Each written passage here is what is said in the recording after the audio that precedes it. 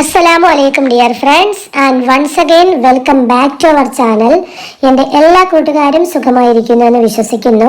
എല്ലാവർക്കും നല്ലത് മാത്രം വരട്ടെ എന്ന് പ്രാർത്ഥിക്കുന്നു. കൂട്ടുകാരെ, ഇന്ന് ഞാൻ വന്നിട്ടുള്ളത് ഒരു ക്ലീനിങ് സൊല്യൂഷൻ തയ്യാറാക്കുന്ന വീഡിയോ ആയിട്ടാണ്. അപ്പോൾ വീഡിയോ നിങ്ങൾക്ക് ഉപകാരപ്രദമായിട്ട് തോന്നുകയാണെങ്കിൽ ഒരു ലൈക്ക് ചെയ്യാൻ മറക്കല്ലേ. സബ്സ്ക്രൈബ് ചെയ്യാനും കൂടെ വരുന്ന ബെല്ലൈക്കണിൽ ഓൾ ഓപ്ഷൻ കൊടുക്കാനും ഷെയർ ചെയ്യാനും ഒന്നും മറന്നു പോകരുത് കേട്ടോ. അപ്പോൾ നമുക്ക് നേരെ വീഡിയോയിലോട്ട് പോകാം.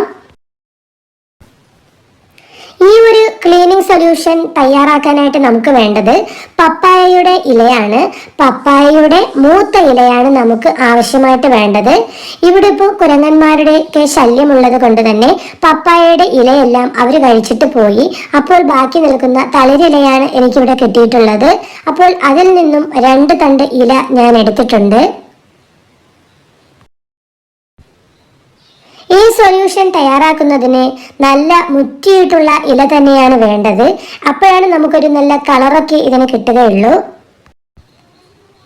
പിന്നെ നമുക്ക് എല്ലാവർക്കും അറിയാലോ, പപ്പായയുടെ ഇലയിൽ ധാരാളം ഔഷധ ഗുണങ്ങൾ അടങ്ങിയിട്ടുണ്ട്.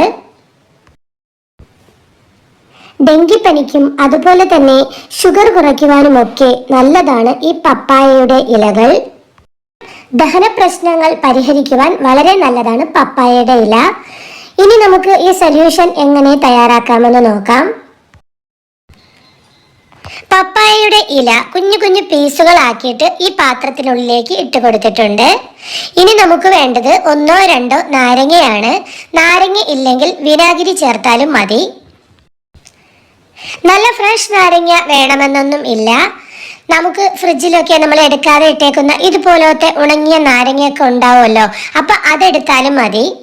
ഇതില്ലാന്നുണ്ടെങ്കിൽ ഓറഞ്ചിന്റെ തോലെടുത്താലോ അല്ലെങ്കിൽ മൊസമ്പിയുടെ തോലൊക്കെ നമുക്ക് ഇതിൽ ഉപയോഗിക്കാവുന്നതാണ്. ഇനി നമുക്ക് വേണ്ടത് വെള്ളമാണ്. ആവശ്യത്തിനുള്ള വെള്ളം ഇതിനകത്തേക്ക് ഒഴിച്ചു കൊടുക്കാം. കുറച്ചധികം വെള്ളം ഞാൻ ഇതിലോട്ട് ഒഴിച്ചു കൊടുക്കുന്നുണ്ട്. കട്ട് ചെയ്തിട്ട നാരങ്ങയും അതുപോലെ കട്ട് ചെയ്തിട്ട ഇലകളും കൂടി നമ്മൾ വെള്ളത്തിലേക്ക് ഇട്ട് കൊടുത്തിട്ട് നമുക്കിനി നല്ലതുപോലെ ഒന്ന് തിളപ്പിച്ചെടുക്കാം. 5-10 മിനിറ്റ് നല്ലതുപോലെ ഒന്ന് തിളയ്ക്കണം. അപ്പോഴാണ് ഇതിന്റെ സത്തെല്ലാം ഈ വെള്ളത്തിലേക്ക് ഇറങ്ങി കിട്ടുകയുള്ളൂ. ഇവിടെ ഇപ്പോൾ 10 മിനിറ്റോളം കഴിഞ്ഞിട്ടുണ്ട്. വെള്ളം നന്നായിട്ട് വെട്ടി തിളച്ചിട്ടുണ്ട്.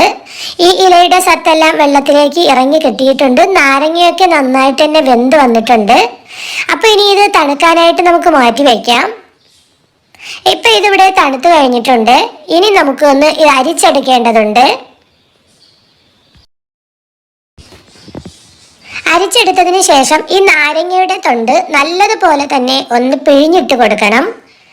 അപ്പോൾ അത് വെന്തിട്ട് അതിൻ്റെ ഉള്ളിലെ ചാറ് മാത്രമേ ഇതിനകത്ത് ഇറങ്ങിയിട്ടുള്ളൂ. അപ്പൊ നമ്മളിങ്ങനെ പിഴിഞ്ഞു കൊടുക്കുന്ന സമയത്ത് ഇതിന്റെ ഫുൾ ഇതിനകത്തുള്ള സത്തെല്ലാം ഇതിനുള്ളിലേക്ക് ഇറങ്ങി കിട്ടും. അപ്പൊ അതിനു വേണ്ടിയാണ്.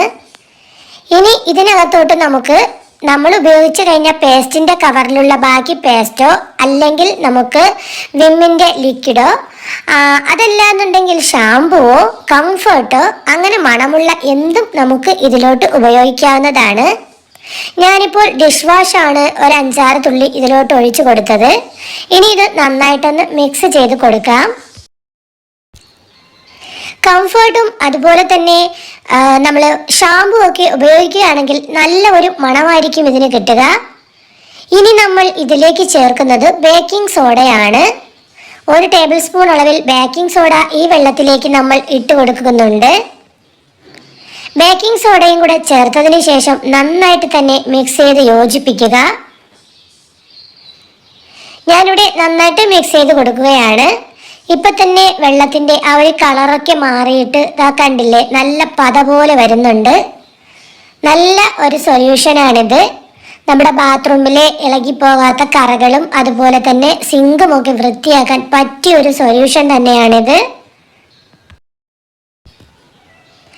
നമുക്ക് കുറഞ്ഞ പൈസ ചെലവിൽ ഇതൊന്ന് തയ്യാറാക്കി എടുക്കാവുന്നതേ ഉള്ളൂ. അപ്പൊ അതുകൊണ്ട് എല്ലാവരും ഇതൊന്ന് തയ്യാറാക്കി നോക്കണം. ഇനി ഞാൻ ഇതിന്ന് കുറച്ച് നമ്മുടെ കിച്ചൺ സിങ്കിലേക്ക് ഇതുപോലെ ഒന്ന് ഒഴിച്ചു കൊടുക്കുകയാണ്. ഒരു 5-10 മിനിറ്റ് വെയിറ്റ് ചെയ്തതിന് ശേഷം ഒന്ന് ചെറുതായിട്ടൊന്ന് ഉരച്ചു കൊടുത്താൽ മതി. അപ്പോഴേക്കും നമ്മുടെ സിങ്ക് നല്ല അടിപൊളിയായിട്ട് തന്നെ കിട്ടുന്നതാണ്. വെട്ടിത്തിളങ്ങുന്നത് നമുക്ക് കാണാൻ കഴിയും. ഞാനിവിടെ വീഡിയോ എടുക്കുന്നത് കൊണ്ട് തന്നെ അപ്പം തന്നെ കഴുകുകയാണ്. നന്നായിട്ട് തന്നെ സോപ്പിന്റെ പതയെല്ലാം കഴുകി കളഞ്ഞിട്ടുണ്ട്. ഈ ഒരു ലിക്വിഡ് നമ്മൾ നന്നായിട്ട് തന്നെ വാഷ് ചെയ്ത് കളഞ്ഞിട്ടുണ്ട്. ഇപ്പം നമ്മുടെ സിങ്ക് നല്ലതുപോലെ തന്നെ വെട്ടിത്തിളങ്ങുന്നുണ്ട്. അപ്പം നിങ്ങൾ ഇതൊന്ന് ട്രൈ ചെയ്ത് നോക്കണം.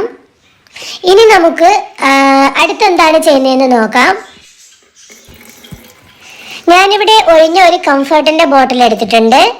ഇതിലേക്ക് നമ്മൾ തയ്യാറാക്കി വെച്ച സൊല്യൂഷൻ കുറച്ച് ഒഴിച്ചു കൊടുത്തിട്ട് ഒന്ന് നന്നായിട്ട് കുലുക്കിയ ശേഷം തിരിച്ച് ഇതിലേക്ക് തന്നെ ഒഴിക്കുകയാണ്. അപ്പോൾ കുറച്ചും കൂടി ഒരു നല്ല വാസന ഈ ഒരു സൊല്യൂഷന് കിട്ടുന്നതാണ്. ഇനി ഞാൻ കുറച്ച് സൊല്യൂഷൻ ഇതുപോലൊരു ബോട്ടിലേക്ക് മാറ്റിയിട്ടുണ്ട്. ഇനി നമുക്ക് ഗ്യാസ് അടുപ്പൊന്ന് ക്ലീൻ ചെയ്തെടുക്കാം. അതിനായിട്ട് ഗ്യാസിന്റെ ബർണറെല്ലാം അഴിച്ചെടുത്ത് ഇതുപോലെ ഈ ഒരു ലൈനിലോട്ട് ഇട്ട് കൊടുക്കാം. ഒരു 3-4 മണിക്കൂറെങ്കിലും ഇത് ഇതുപോലെ തന്നെ ഇട്ട് വെക്കണം. എന്നാൽ മാത്രമേ നമുക്ക് ഇതിന്റെ അഴുക്ക് ഇളകി കിട്ടത്തുള്ളൂ. ഞാനിത് വീഡിയോ എടുക്കുന്നത് കൊണ്ട് പെട്ടെന്ന് തന്നെ ചെയ്ത് കാണിച്ചതാണ്. അതുകൊണ്ടാണ് ഇത്രയും ഒരു വൃത്തി മാത്രം നമുക്ക് കിട്ടിയിട്ടുള്ളത്. നമുക്ക് ഗ്യാസ് സ്റ്റോപ്പിന്റെ മുകളിൽ കുറച്ച് തുള്ളികൾ ഇതുപോലെ ഒന്ന് ഇറ്റിച്ചു കൊടുക്കാം. നമ്മൾ ബർണർ വെക്കുന്ന ഈ ഒരു ഭാഗം അടച്ചു വെക്കണം. അതായത് നമ്മൾ ബോട്ടിലിന്റെ ഏതെങ്കിലും മൂടിയോ ചിരട്ടയോ കൊണ്ട് ഇതൊന്ന് അടച്ചു വെക്കണം. ഇല്ലെന്നുണ്ടെങ്കിൽ ഇതിനകത്ത് വെള്ളം ഇറങ്ങും. അതല്ലാന്നുണ്ടെങ്കിൽ നമ്മൾ വളരെ സൂക്ഷിച്ചു വേണം ഇങ്ങനെ വാഷാക്കി എടുക്കേണ്ടത്. ചെറുതായിട്ടൊന്ന് നമുക്ക് തേച്ച് യോജിപ്പിച്ച് കൊടുക്കാം ഈ ഒരു ലിക്വിഡ്. ശേഷം ഒരു നല്ല തുണി കൊണ്ട് നന്നായിട്ട് തന്നെ തുടച്ചു മാറ്റിയിട്ടുണ്ട്. അതുപോലെ ബർണറെല്ലാം കഴുകി ഞാൻ ഇതിൻ്റെ ഉള്ളിലേക്ക് വെച്ച് കൊടുത്തിട്ടുണ്ട്. അപ്പോൾ നമുക്ക് ഇതുപോലെ നമ്മുടെ ഗ്യാസ് അടുപ്പും ഇതുപോലെ വൃത്തിയാക്കി എടുക്കാനായിട്ട് സാധിക്കും. ഇനി ടോയ്ലറ്റിലാണ് ഇത് ഞാൻ ഒഴിച്ചു കൊടുക്കുന്നത്. ഇതുപോലെ കുറച്ച് ലായനി ടോയ്ലറ്റിൽ ഇതുപോലെ ഒഴിച്ചു കൊടുത്തതിന് ശേഷം കുറച്ച് സമയം വെയിറ്റ് ചെയ്തതിനു ശേഷം ബ്രഷ് ഇട്ട് ചെറുതായിട്ടൊന്ന് ഉരച്ചു കൊടുത്താൽ മതി. നല്ലതുപോലെ തന്നെ നമുക്ക് വൃത്തിയായി കിട്ടും. നാരങ്ങയൊക്കെ ഉള്ളത് കൊണ്ട് തന്നെ നല്ലൊരു വാസനയും നമുക്ക് ലഭിക്കുന്നതാണ്. അപ്പോൾ നിങ്ങൾ ഇതൊന്ന് ട്രൈ ചെയ്ത് നോക്കണേ. ഇത് പുറത്തെ ബാത്റൂമാണ്. ആ ബാത്റൂമിലും ഞാൻ ഇതുപോലെ കുറച്ച് ലിക്വിഡ് ഒഴിച്ചു കൊടുത്തു. ഇനി ഇതൊന്ന് നന്നായിട്ട് തന്നെ ബ്രഷ് ചെയ്തിട്ടിട്ടുണ്ട്. ശേഷം ഇതുപോലെ ഒന്ന് വെള്ളം ഒഴിച്ചു കൊടുക്കുക മാത്രമേ ചെയ്യുന്നുള്ളൂ. നല്ലതുപോലെ തന്നെ ഇവിടുത്തെ കറകളെല്ലാം ഇളകി പോകുന്നതായിട്ട് കാണാൻ കഴിയും. ബാത്റൂം ഇപ്പം നല്ലതുപോലെ വെട്ടിത്തിളങ്ങുന്നത് നമുക്ക് ഇവിടെ കാണുന്നുണ്ട്. അപ്പോൾ നിങ്ങൾ തീർച്ചയായിട്ടും തന്നെ ഇതൊന്ന് ട്രൈ ചെയ്ത് നോക്കണേ. ഇനി നമുക്ക് നേരത്തെ ഉള്ളിലെ ബാത്റൂം വൃത്തിയാക്കിയതൊന്ന് നോക്കാം. കണ്ടില്ലേ, നല്ല വൃത്തിക്ക് തന്നെ നമുക്കിവിടെ കിട്ടിയിട്ടുണ്ട്. അപ്പോൾ എൻ്റെ കൂട്ടുകാർക്ക് ഈ വീഡിയോ ഉപകാരപ്പെട്ടുവെന്ന് തോന്നുകയാണെങ്കിൽ ലൈക്ക് ചെയ്യാനും ഷെയർ ചെയ്യാനും സബ്സ്ക്രൈബ് ചെയ്യാനും മറക്കല്ലേ. ഇത്രയും സമയം എൻ്റെ വീഡിയോ കണ്ടിരുന്ന എൻ്റെ എല്ലാ കൂട്ടുകാർക്കും ഒരുപാട് നന്ദി.